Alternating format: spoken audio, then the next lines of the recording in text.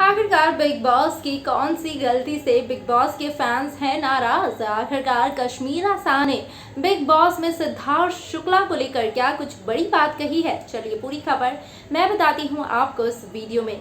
नमस्कार, मैं सृष्टि आप सबका स्वागत करती हूँ हमारे यूट्यूब चैनल पर। आपको बता दूं कि जब कश्मीरा शाह से ई टाइम्स के इंटरव्यू के दौरान ये पूछा गया कि सिद्धार्थ शुक्ला को आखिरकार बिग बॉस के प्लेटफॉर्म पर क्यों नहीं ट्रिब्यूट दिया गया और जिसके कारण कि फैंस भी काफी ज्यादा नाराज हैं, तो कश्मीरा शाह यानी बिग बॉस की ही एक्स कंटेस्टेंट ये कहती नजर आई कि बिग बॉस मुझे देखना सिद्धार्थ शुक्ला के बिना बिल्कुल अधूरा ही लगता है, क्योंकि जब भी मैं बिग बॉस देखती हूँ तो मेरा ध्यान सिर्फ और सिर्फ सिद्धार्थ शुक्ला की तरफ चला जाता है और अभी बिग बॉस खत्म नहीं हुआ है। हो सकता है कि बिग बॉस में आने वाले एपिसोड या आने वाले टास्क के दौरान सिद्धार्थ शुक्ला को ट्रिब्यूट दिया जाए और ये भी हो सकता है कि बिग बॉस ओटीटी में ऑलरेडी उन्हें ट्रिब्यूट दे दिया गया है करण जौहर के द्वारा, तो हो सकता है कि बिग बॉस में उन्हें नहीं भी ट्रिब्यूट दिया जाए। लेकिन हमें ये याद रखना चाहिए कि बिग बॉस का सिर्फ और सिर्फ एक ही मतलब है, वो है सिद्धार्थ शुक्ला, और इसको ना ही बिग बॉस के मेकर्स ने भूला है और ना ही हम भूल सकते हैं और ना ही बिग बॉस के